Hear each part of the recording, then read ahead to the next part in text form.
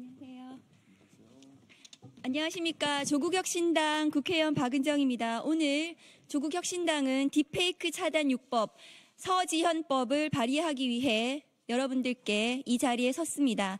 참석하신 분들 소개해 올리겠습니다. 조국혁신당 김준형 의원님 오셨습니다.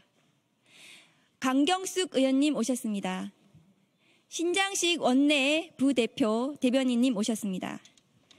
그러면 기자회견문 낭독하겠습니다.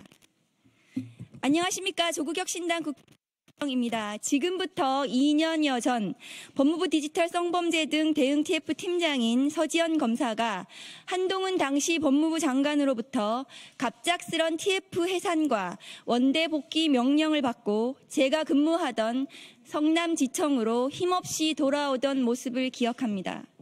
서지현 검사가 꾸리던 법무부의 TF는 우리 사회에 만연한 디지털 성범죄에 대응하기 위하여 반드시 마련해야 하는 법과 제도들에 대하여 성실하게 권고하고 해결책을 제시하였습니다.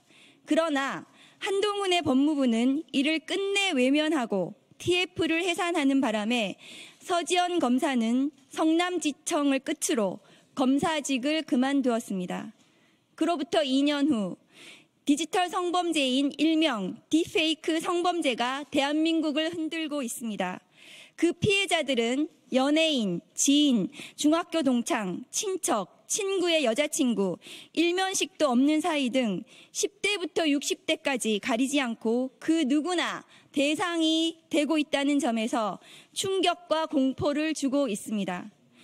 디지털 성범죄를 예방하고 피해자 보호에 앞장서야 할 여성가족부를 오히려 폐지하겠다던 윤석열 정부는 6개월 가까이 여성가족부 장관을 임명하지 않음으로써 딥페이크 성범죄에 대응할 컨트롤 타워마저 없는 상태입니다.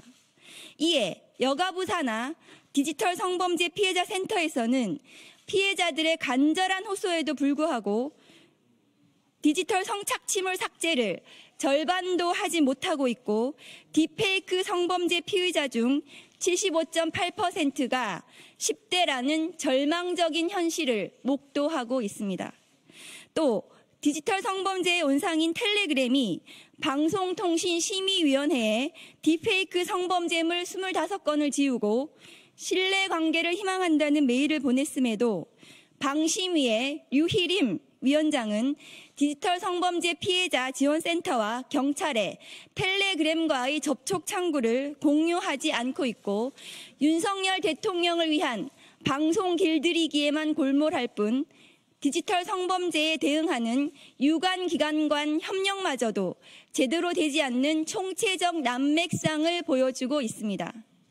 경찰청 자료에 따르면 허위 영상물 범죄 발생 건수는 2021년 156건, 2022년 160건, 2023년 180건 등으로 계속 늘고 있으며 올해는 1월부터 7월까지만 297건이 신고됐지만 기소된 건수는 87건에 불과하고 기소된 87명 중 집행유예가 39%에 이르는 34명으로 가장 많았습니다.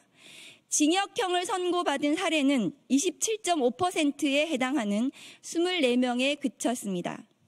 과연 디지털 성착취물에 희생당하는 국민 앞에 국가가 존재하는 것인지 묻습니다.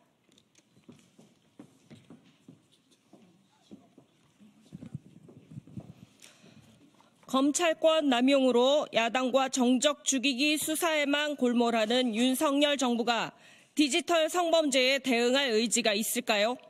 법무부 장관 당시 서지현 검사를 내친 한동훈 대표의 국민의힘이 디지털 성범죄 대응 특위를 이제 와서 만들어 무엇을 잘 할 수 있을까요? 조국혁신당은 피해자의 삶을 무너뜨리는 디지털 성범죄에 대해 강력 대응하기 위하여 우선 일명 딥페이크 허위 영상물 성범죄의 형량을 대폭 강화하고 수사와 재판 과정에서의 실효적인 제도 방안과 피해자 보호 장치를 담은 딥페이크 차단 6법을 발의합니다. 서지현 전 검사가 TF에서 권고한 내용들을 대부분 포함한 이 법은 일명 서지현법으로 세상에 내놓습니다.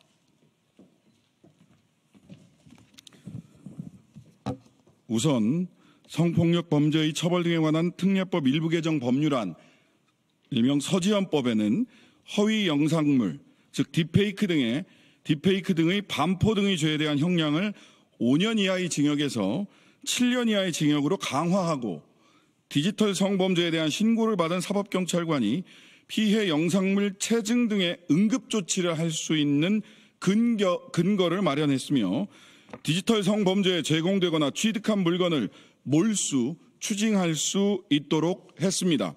또한 신분 비공개 수사나 신분 위장 수사를 통해 범인 체포, 증거 수집을 할 수 있도록 근거를 마련했으며, 피해 영상에 대한 보전 명령, 피해 영상에 대한 압수 특례 규정 등을 신설해서 피해자의 사생활을 보호하면서도 증거를 확보할 수 있도록 했습니다. 한편 TF에서 권고한 대로 통신매체 이용 등 음란 행위에서 규정하는 성적 수치심이나 혐오감 용어를 삭제하고, 그동안 여성계와 시민사회의 오랜 요구인 성적 욕망 내지 만족을 위한 목적으로 성적 언동을 하는 성적 괴롭힘, 섹슈얼 허래스먼트를 처벌할 수 있는 근거 규정을 신설했습니다.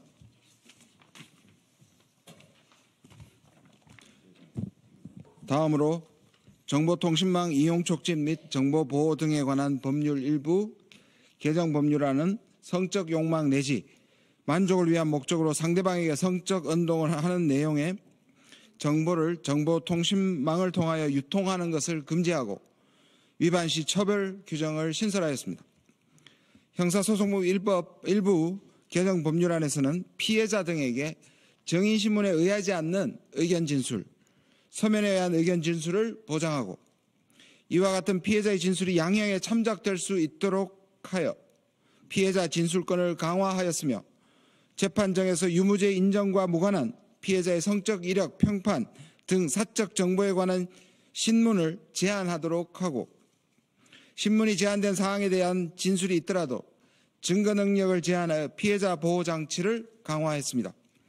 이는 피해자의 성적 이력이나 평판 등 유무죄와 관계없는 사적 정보에 관한 증거가 재판에 현출되지 않도록 함으로써 미국의 강간 피해자 보호법을 우리나라에도 도입한 최초의 규정이 될 것입니다. 이외 형법 일부 개정 법률안, 소송촉진법 일부 개정 법률안, 보호관찰법 일부 개정 법률안을 통해 회복적 사법 및 피해자 관점의 요소를 명시하여 양형 요소를 구체화하고, 배상명령 대상을 디지털 성범죄 전반으로 확대하여 피해자의 피해 회복을 강화하며 온라인상의 캐릭터, 아이디 등 디지털 데이터와 물건에 접근하는 방식을 포함하여 피해자 등에 대한 접근 금지 등 보호관찰 대상자의 준수사항을 추가하여 피해자 보호 강화 및 성범죄로 인한 피해 회복에 중점을 두었습니다. 디지털 성범죄는 젠더 문제가 아니라 폭력의 문제입니다.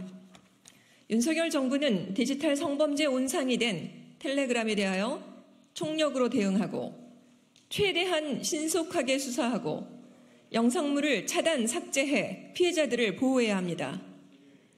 그리고 가해자에 대한 정의로운 처벌만이 피해자 치유의 첫걸음이라는 사실을 명심해야 합니다. 조국혁신당은 디지털 성범죄를 근절하기 위하여 오늘 발의하는 서지연법을 반드시 관철시키겠습니다. 안전한 대한민국을 위하여 모든 노력을 기울이겠습니다. 감사합니다.